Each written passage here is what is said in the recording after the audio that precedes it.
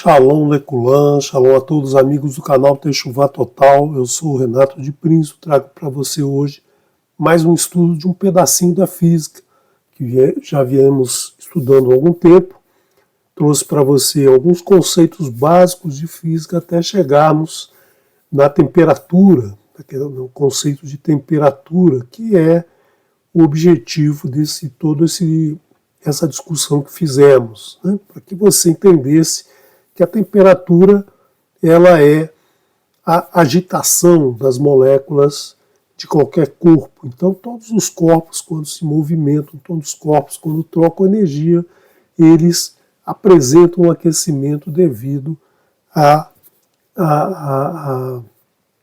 agitação das moléculas que formam esse corpo. Então, vamos hoje finalmente chegar àquele número, né?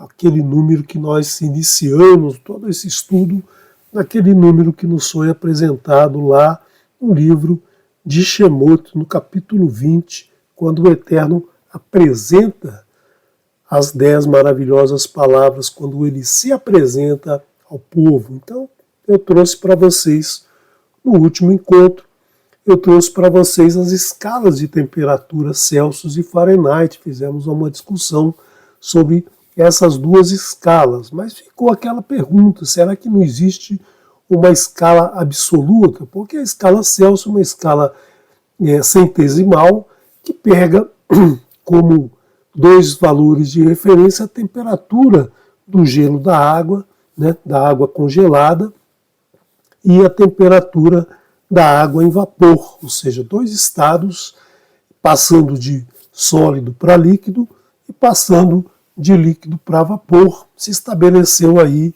esse valor 0 para a temperatura do gelo e valor de 100 para a temperatura do vapor. Obviamente esses números são números arbitrários, foram dados, né, foram estabelecidos. E outro cidadão chamado Daniel Fahrenheit apresentou outros dois números, né, partiu de outros dois números e nós fizemos aí uma pequena discussão da relação desses dois números com a Torá. Hoje vamos falar um pouquinho da escala absoluta, né? Já que essa escala de temperatura representa uma forma de medir a agitação das moléculas de um gás, como nós estudamos, pode ser também um sólido, pode ser qualquer coisa, né, que contenha átomos. Esses átomos vibram e agitam, produzindo calor, né? Então, nós temos essa escala absoluta que foi apresentada por um físico chamado William Thomson, que foi também elevado à categoria de Lord na Inglaterra, Lord Kelvin, né? Por isso que essa escala de temperatura se chama escala Kelvin, né? Porque foi atribuída a esse físico. E ele então pensou num termômetro a gás, né? Um termômetro a gás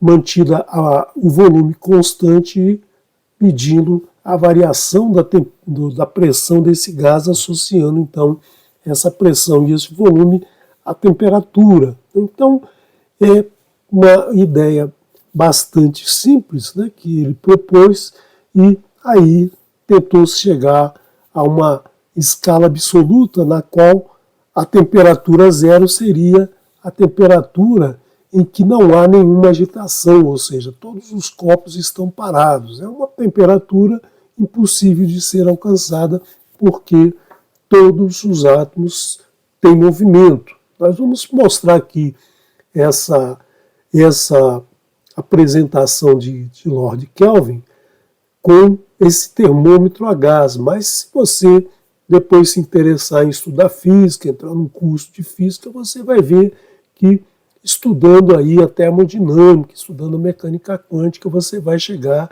no mesmo resultado a partir de outros conceitos, né? Nós vamos apresentar um conceito mais simples trazido pelo Kelvin. Então, o que é um termômetro a gás? Um termômetro a gás, espero que esteja fácil de identificar. Nós temos aqui uma cuba, né, onde, por exemplo, nós colocamos água.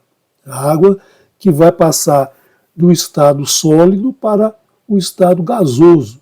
Né? Vai ter um aquecimento aqui, algum sistema de aquecimento para essa água. E a temperatura vai ser medida por esse gás que está dentro dessa esfera, né? Uma esfera com um gás. Normalmente se usa aí o hidrogênio, né? O hidrogênio, ou pode ser qualquer gás, e o volume é constante. Essa bola não se expande, então o gás, quando ele se expande, ele entra por essa tubulação aqui e vai empurrar, né? Vai empurrar até aqui em cima. Quando esfria, ele encolhe, né? Ele diminui o volume.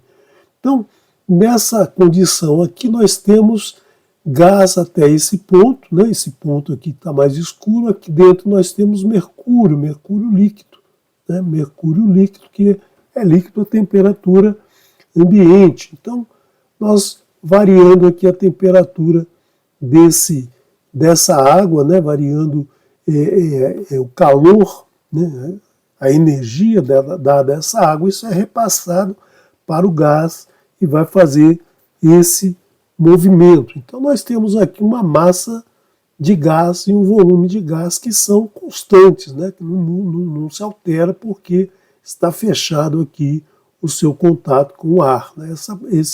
Esses tubos aqui, eles são abertos nesse ponto aqui, em contato com a atmosfera. E esse tubo flexível aqui embaixo permite que essa haste aqui se levante ou se abaixe para que essa parte superior do mercúrio seja mantido no valor zero. Né? Se você já lidou aí com vasos comunicantes, com uma mangueira, onde você quer manter o nível, né? Você sobe um lado da mangueira, abaixa, esse ponto aqui vai subir e descer, e você quer exatamente que ele se mantenha nesse ponto zero, e aí você mede essa distância, essa altura, né? Essa altura aqui dada por esse H. Então, se o gás expandir, você vai subir isso aqui, se o gás encolher, você vai, né?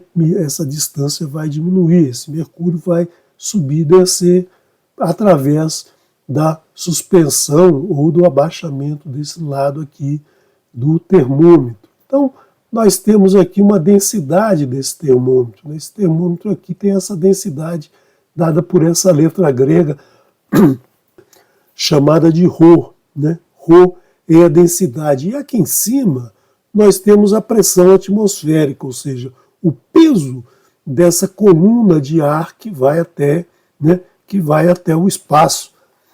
Isso é a pressão atmosférica, chamada de P0. Por quê? Porque ela é igual em todo canto, aqui ela é a mesma pressão. Só que como aqui a gente tem mercúrio, a pressão nessa parte de baixo é a pressão atmosférica mais esse peso dessa coluna, né? Dessa coluna aqui que é dado pelo produto da densidade do gás pela altura, né? Mantida aqui a área do cilindro constante. Então nós temos que a pressão aqui embaixo é a pressão aqui de cima e mais a pressão causada pela coluna de mercúrio. Então se a gente levanta ou abaixa aqui, esse H vai mudar e aí a gente tem a pressão. E essa pressão vai ser relacionada com a temperatura desse gás aqui, né? Uma forma engenhosa aí de se medir essa temperatura. Aqui nós temos aí as características dessa experiência, desse experimento montado aí pelo Lord Kelvin. Né? Então vamos pegar nas condições de gelo, vapor e uma massa de gás. Então no momento inicial de medição, a gente pega aqui uma massa de gás M0, nós temos a pressão quando essa água está em vapor e nós temos também a pressão quando essa água congela, né, quando ela está congelada. Aí a gente pega uma outra massa de de gás, uma massa menor de gás e faz a mesma medição. Pegamos uma outra massa menor e fazemos uma outra medição. Por quê? A gente quer ver como os gases se comportam, né? A gente quer ver como o gás se comporta nessa forma de medição. E aí fazemos uma medição, colocamos num gráfico onde aqui nós pegamos o valor da pressão de vapor e o valor da pressão de gelo, mantido esse volume constante, né? O volume é mantido constante. Então nós medimos lá em um determinado momento M0, depois num determinado momento M1 a pressão, essa razão aqui diminui quando a gente diminui a pressão de gelo, e aí fazendo isso a gente obtém uma reta que esses números estão alinhados aqui.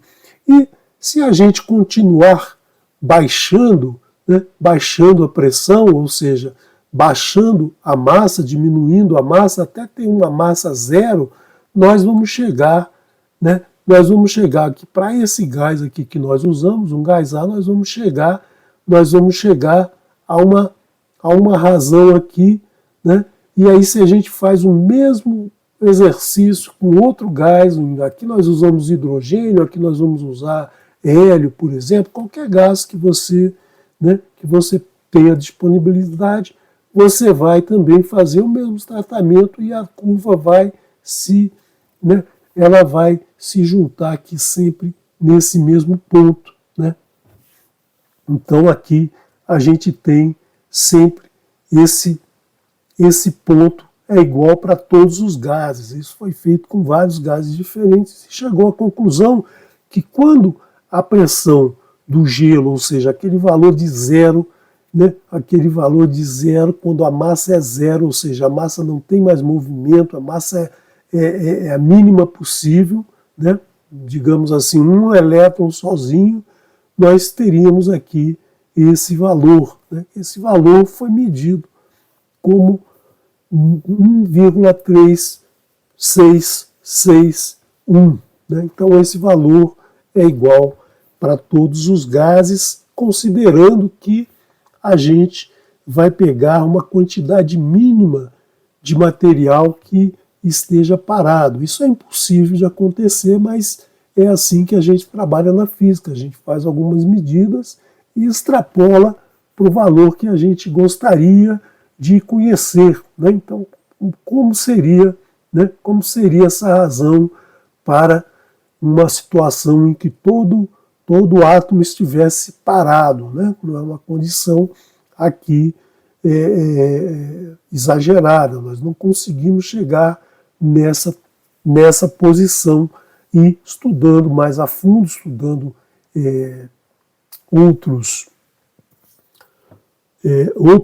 usando outra metodologia, utilizando os conceitos da mecânica quântica, da mecânica estatística, né, a gente chega nesse mesmo valor.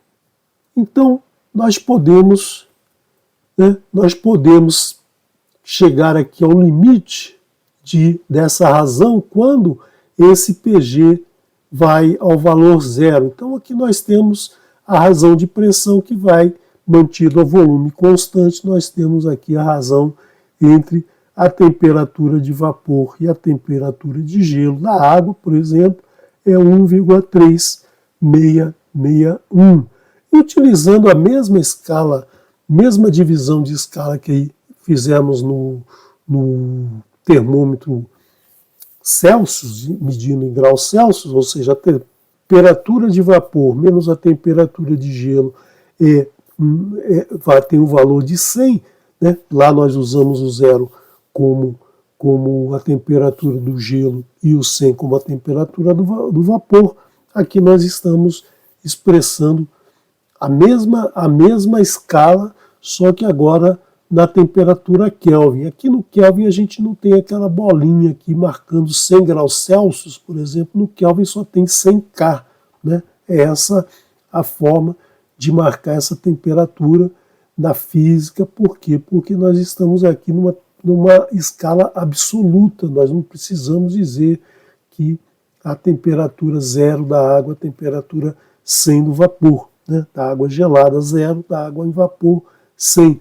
Se a gente usar essas duas expressões aqui, nós chegamos que a temperatura do gelo, aquela temperatura que no graus da escala Celsius era de 0 graus, nós vamos chegar que na escala Kelvin aquela temperatura é a temperatura de 273,15 Kelvin.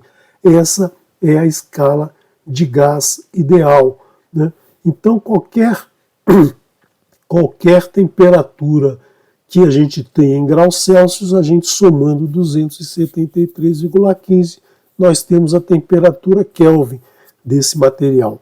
E a temperatura Kelvin ela vale para qualquer material em qualquer lugar do universo. Essa escala é a escala absoluta, né? Então, na física, nós utilizamos essa escala para relacionar temperaturas diferentes. Por quê? Porque nós não precisamos estabelecer uma escala que uma hora tem um determinado valor, outra hora tem outro determinado valor, como nós vimos na escala Celsius e na escala Fahrenheit, né? E aí nós nos deparamos com esse número 273. Né? Nós vemos muito interessante esse número, nós já estudamos esse número em outros estudos, né? Por exemplo, no pedacinho da Torá, quando nós falamos de números na Torá, nós falamos isso já tem praticamente um ano atrás, nós falamos muito do número 270, né? Que é o período de gestação do ser humano. Nós vimos também lá em Bereshit, no capítulo 21, na narrativa de gravidez de Sara até o nascimento de Yitzhak, há 273 letras. Quando nós vimos lá o trecho de Bereshit 23:1, na porção Raiei Sará, que diz: e viveu Sara 100 anos e 20 anos e 7 anos. Nós somando as letras desse trecho, nós temos aí o número 2730. Né? Então nós vemos também lá na porção Bereshit, nós vamos estudar mais à frente a porção porção Bamidbar, a porção Bamidbar onde há o censo dos filhos de Israel e depois o censo dos Leviim, nós vemos que há diferença dos primogênitos de todas as tribos de Israel em relação ao número total dos Leviim, ultrapassa em exatamente 273. Há muitas ocorrências na Escritura com o número 273, né? 270 até 270, 271, 272, 273 são números muito importantes. Por quê? Porque estão relacionados à gestação do ser humano. Né? 9 meses e 30 dias, 270, ou 40 semanas e 7 dias, 280. Então, a gestação normal média do ser humano é 270 dias. Né? Alguns um pouco menos, alguns poucos mais, mas esse número tem uma relação muito interessante. Poderia ter dado a escala Kelvin, poderia ter dado um número 296, por exemplo, mas deu 273 fazendo essa medição e essa conta. E aí é um número muito interessante, né? Parece uma coincidência, mas nós vemos que existe, né, muitas coincidências que vão nos fazer pensar. E agora eu queria trazer para vocês toda essa discussão que nós fizemos com essa questão do calor. Por que o calor? Porque essa questão do calor é tão importante para nós? Porque o calor é que nos permite ter vida. Né? Se o nosso planeta fosse gelado, nós não teríamos vida. Se o nosso planeta fosse extremamente quente, nós não teríamos vida no planeta. E o nosso planeta ele tem características muito especiais para ter a vida. Né? Então, os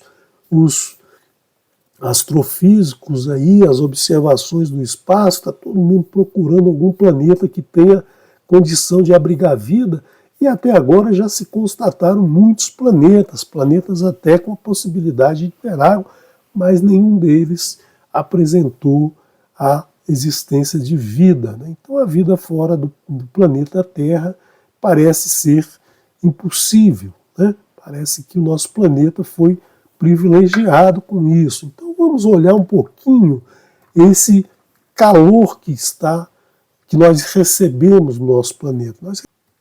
Nós recebemos o calor do Sol, né? O calor vem do Sol, o Sol emite o tempo todo radiação eletromagnética. Nós já conversamos aqui sobre a radiação eletromagnética visível.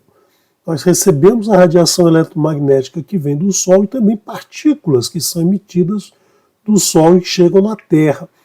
Na atmosfera da Terra, essa luz se transforma em calor. Então, essa energia que a luz chega na nossa atmosfera, ela interage com os átomos, com as moléculas do gás da atmosfera, né?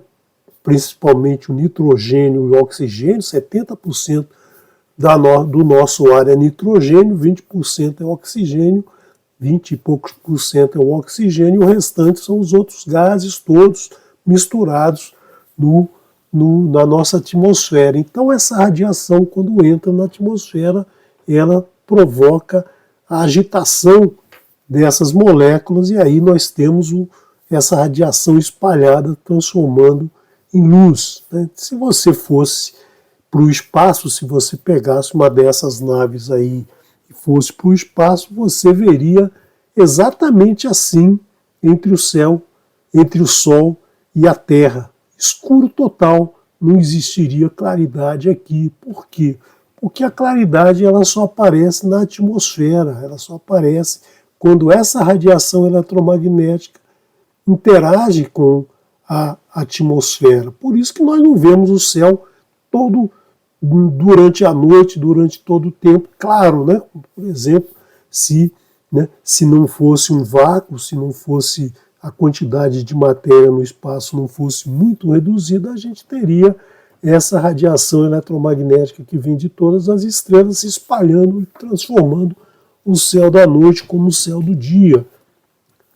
Então, todos os números relacionados entre Sol e Terra, né, do Sol e a Terra, eles são importantes para a vida no nosso planeta, para que o nosso planeta possa ter vida vegetal, animal e humana. Se o Sol fosse maior, se o Sol fosse menor, se o Sol estivesse mais perto, se o Sol estivesse mais longe, se o Sol fosse mais quente, se o Sol fosse mais frio, a vida no nosso planeta não existiria. Nós só existimos porque o Sol é de um tamanho certo para a vida, para manter a vida. Ele tem a temperatura certa para que a vida possa existir no nosso planeta. Então são muitos números interessantíssimos, né? E nós vamos ver alguns deles hoje e relacionar com algumas das discussões que já travamos aqui, né? O Sol, ele é importante porque ao atingir a nossa atmosfera, ao atingir o nosso planeta, ele faz com que a nossa água seja líquida, né? Muitos planetas já foram observados no espaço, principalmente nas últimas décadas, com telescópios potentes, telescópios que estão fora do planeta, né, como o telescópio Hubble, o telescópio James Webb, né, são telescópios que estão fora do planeta e aí podem observar, e já se descobriu alguns planetas que têm inclusive água, mas na forma de gelo. Por quê? Porque estão muito distantes das suas estrelas, dos seus astros, né? E isso impede que essa água se transforme em vida. E o ser humano continua buscando vida fora do planeta, não há problema nenhum em se fazer esses estudos, mas é importante a gente lembrar aqui do nosso Sol.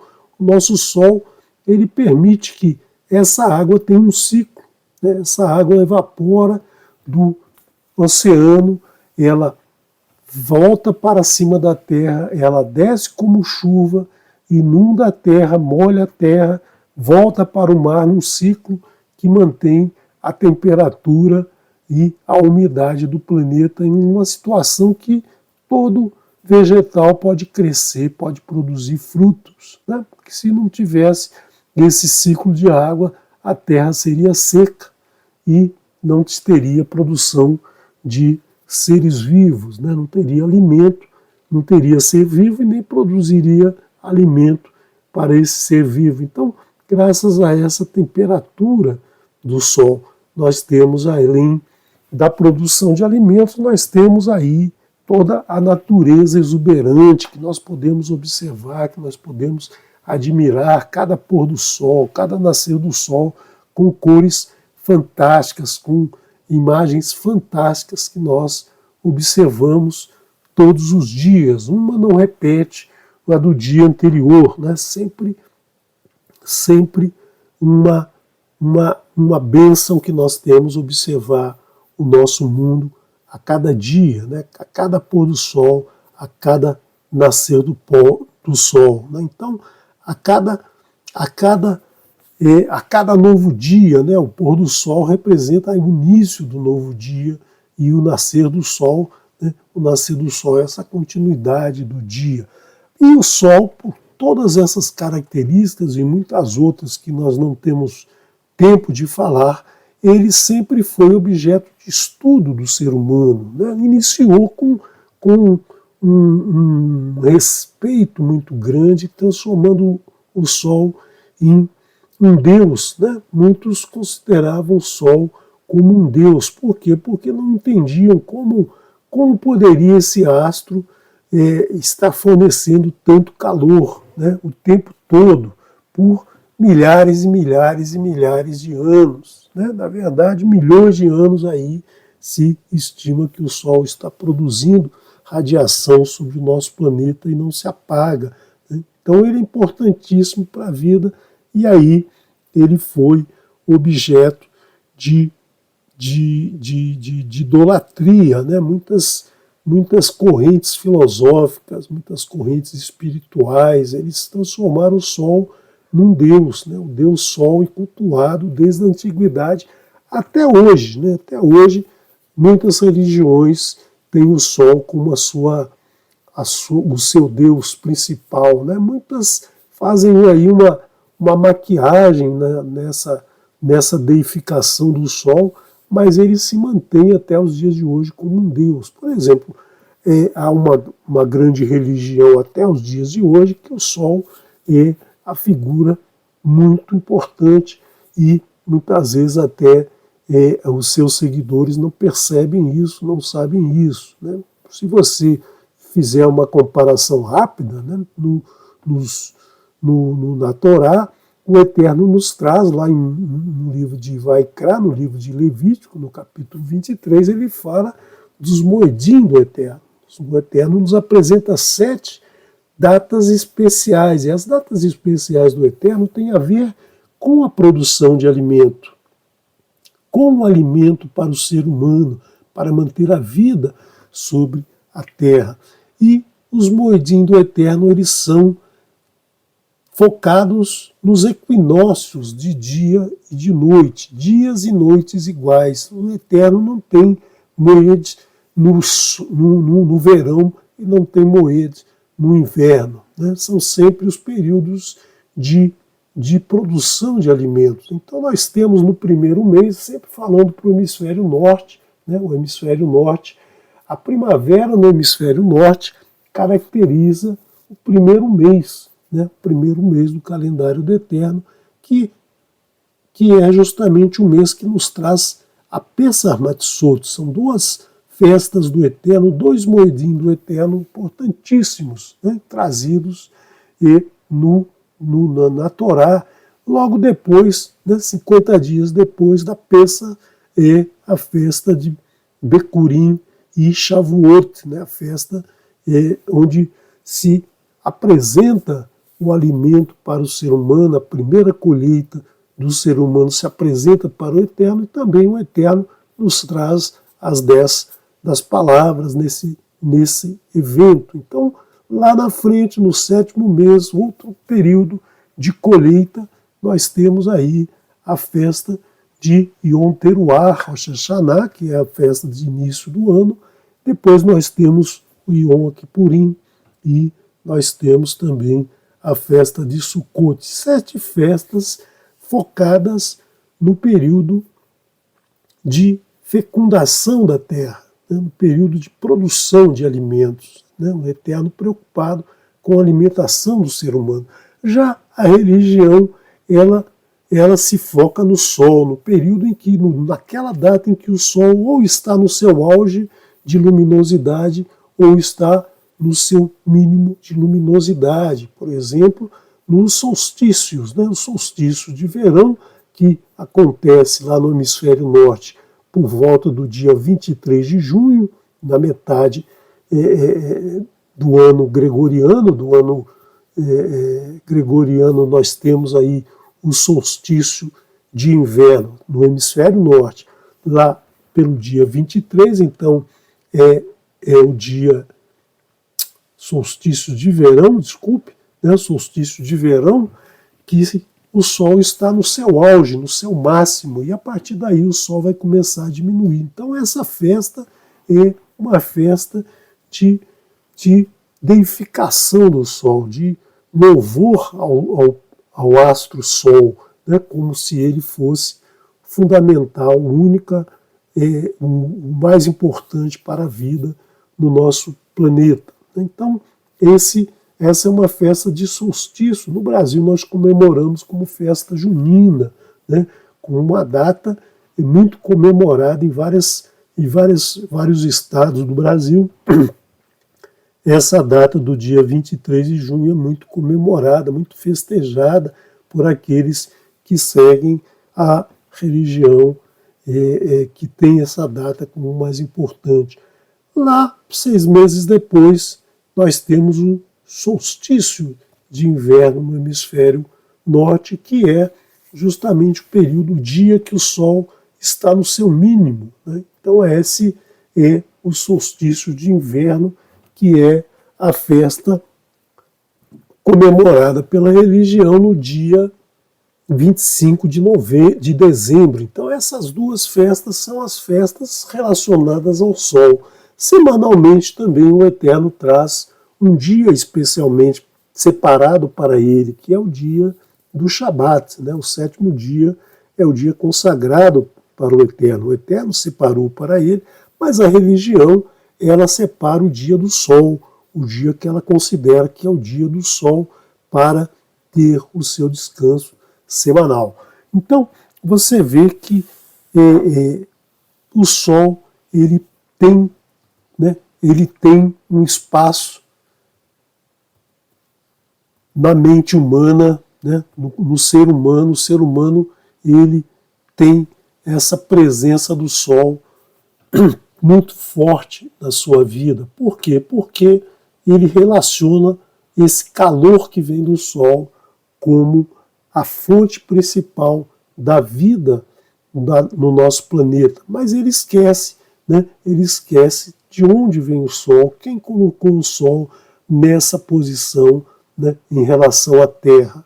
E aí vamos então olhar alguns números relacionados ao Sol, algumas observações que foram feitas, principalmente nos últimos 100 anos. Nós tivemos condição de conhecer muita coisa sobre o Sol, do que ele é feito, quais são as temperaturas previstas dentro dele, né, desde o do núcleo do Sol até a sua superfície. Hoje, então, através de muitos estudos, de muitas observações, se caracteriza o Sol, né, se divide o Sol nessas partes, né, um núcleo extremamente quente de milhões de graus, né, e essa temperatura decaindo até a coroa, ou seja, até a superfície, que é a parte que nós vemos do Sol, né? Essa cor do Sol, esse amarelado do Sol, né? Ele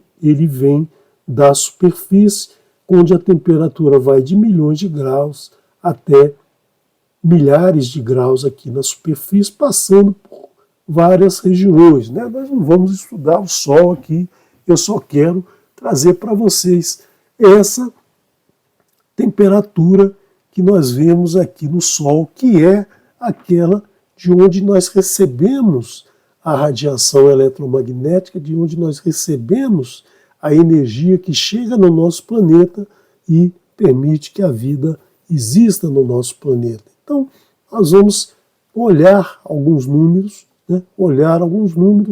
relacionados ao Sol.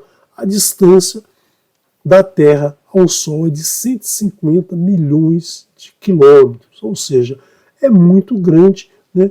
Apesar de que existem planetas e sóis que têm uma distância muito maior ou muito menor, né? Existem sóis que são muito maiores que o nosso, circundado por planetas, né, em diversas posições. E se você sabe que a velocidade da luz é em torno de 300 mil quilômetros por segundo, você chega aí que o tempo que a luz leva para chegar do Sol, né, até o nosso planeta é em torno de 8 minutos. E sempre que você, então, observa a luz do Sol, ela já saiu do Sol há 8 minutos. O Sol tem um raio de 700 mil quilômetros e uma massa de 2 vezes 10 elevado a 30, ou seja, um número 2 seguido de 30 zeros quilogramas, ou seja, é uma massa muito grande. Nós temos, então, como medir quanto de radiação sai do Sol e chega e vai para todo o espaço e que, obviamente, chega no nosso planeta, permitindo a vida. São 2,6 vezes 10 elevado a 33, ou seja, 2,6 mais 33 zeros, 26 mais 32 zeros, né, é o número de calorias que emite o Sol. Então isso faz com que a diminuição da temperatura do Sol também ocorra, 1,3 Kelvin por ano, uma temperatura muito pequenininha, né, significando que o Sol tem muitos milhões de tempo de vida pela frente, muitos milhões de segundos, né, pela frente aí, para que a gente não se preocupe que o Sol vai esfriar tão cedo, né? E de onde vem essa temperatura, de onde vem essas calorias, né? Onde como o Sol mantém, né, essa temperatura, esse calor funcionando? Porque aqui na Terra, para a gente produzir, para a gente esquentar um litro d'água e mudar um grau de temperatura, ou seja, uma caloria, a gente precisa fornecer calor, queimando lenha, queimando óleo, usando energia elétrica. E o Sol vem de onde, né? Muitos estudos, muitos filósofos tiveram muitas ideias, apresentaram muitas ideias, e nós só conseguimos entender um pouco mais através dos estudos da física, da mecânica quântica, da física nuclear, onde nós entendemos que os átomos eles sofrem alterações em determinadas situações, como por exemplo, o hidrogênio. O hidrogênio é o átomo mais simples, um átomo mais simples que conhecemos, é o átomo que tem um próton e um elétron, e dois átomos de hidrogênio se fundem e produzem um átomo de hélio, né? O hélio é o segundo elemento da tabela periódica, né? Ele é formado por dois átomos de hidrogênio que se formam, se juntam e liberam energia nessa união, que é justamente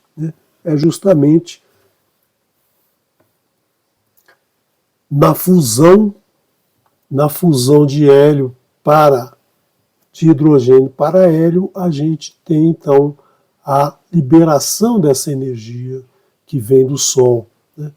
O Sol não é a maior estrela do universo, nem a menor. Ele tem uma dimensão, né, uma magnitude absoluta de número 5. Então a de número 1 é a maior, né? São sóis que são muitas vezes maior do que o nosso Sol, né? englobaria vários sóis iguais ao nosso dentro dele. Então, nosso Sol ele é de uma dimensão, uma magnitude absoluta de 4,8, que nós chamamos 5, nós dizemos 5, mas esses números são números que vêm da comparação entre os diversos tamanhos de sóis observados aí no universo, pelos grandes telescópios, são conseguidas imagens desses sóis.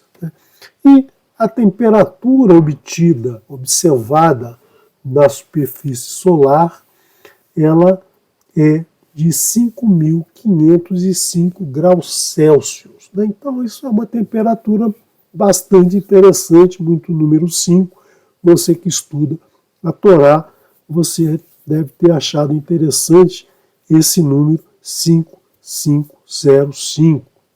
Mas essa temperatura não é a forma correta da gente indicar a temperatura no estudo do Sol. Nós não vamos usar um termômetro de mercúrio lá para observar o Sol. Nós temos que falar em temperatura absoluta, ou seja, numa escala de temperatura absoluta, numa escala Kelvin. Então nós já vimos que basta somar esse número, a temperatura de 273,15. Vamos usar o 273 para facilitar. E nós temos aí o número 5.778. Então o Sol, apesar de muitos o considerarem como a fonte da vida do nosso planeta, e ele é importante para isso, é a sua temperatura que garante a existência do ser humano, a existência dos animais, a existência das plantas, a existência da água líquida no nosso planeta. Tudo isso não é porque o Sol é simplesmente um Deus, ele é, na verdade, um amontoado de átomos de hidrogênio que se funde o tempo todo, átomos de hidrogênio se fundindo, produzindo hélio, produzindo energia que mantém a vida no nosso planeta. A origem desses 5.778 é o Eterno. Quando o Eterno se apresenta dizendo Anohi Adonai, que nós vimos que chega ao número 5.778 pela Gemátria, nós vimos que o Eterno estava dizendo: eu sou a fonte da vida para vocês. Eu os criei e eu sou a fonte da vida. Ele colocou o Sol para nos trazer toda essa beleza que a gente observa no dia a dia, no nascer do Sol, no pôr do Sol, na natureza que se desenvolve no nosso planeta. Se o Sol fosse mais quente ou mais frio, nós não teríamos vida no nosso planeta. E essa vida vem exatamente do Eterno. Então o Eterno é que nos concede a vida, ele que colocou o Sol sobre o nosso mundo, sobre o nosso planeta. Então é isso que a gente tem que sempre considerar como o nosso Deus único, que é o Eterno, e não o Sol, e não um astro que foi colocado para nos trazer a vida. Então era isso que eu queria trazer para vocês com esses estudos que nós fizemos de um pedacinho da física. Nós trouxemos aqui alguns conceitos básicos de física, do movimento que se inicia lá pela declaração do primeiro verso de Bereshit, Bereshit bara Elohim et hashamayim ve'et haaretz. Nesse primeiro conceito nós vimos o movimento que surge, e aí nós chegamos à temperatura do Sol, vimos a importância do calor, vimos a medição da temperatura e vimos a temperatura do Sol e a importância dessa temperatura sobre a Terra. E assim nós conseguimos entender um pouco mais do que verdadeiramente é o Sol, nós conseguimos entender um pouco mais da presença do Eterno sobre todo o universo, né? E da origem da vida. A origem da vida, a possibilidade de existir a vida, só vem do Eterno. Então nós temos que nos afastar dessa idolatria de achar que o Sol é o Deus, né? Que o Sol é responsável pelo descanso semanal, que o Sol é responsável pela produção de alimentos, mas por aquele que realmente, né, coloca o Sol à nossa disposição. Né? O Sol está aí para que nós possamos usufruir dele.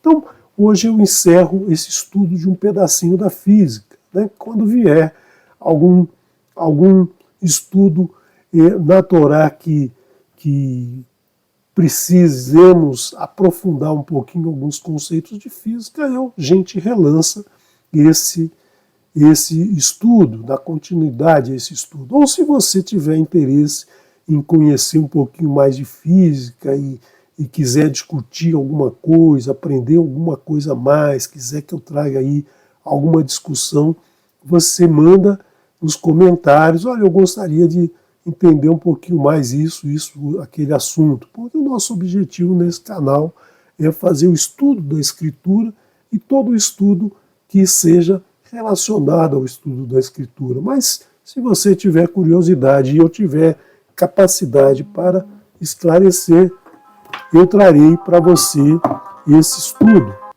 Novos estudos, né? Novos estudos aqui no canal. Shalom, shalom, nos vemos amanhã no pedacinho da Torá. Que o Eterno te abençoe e te guarde.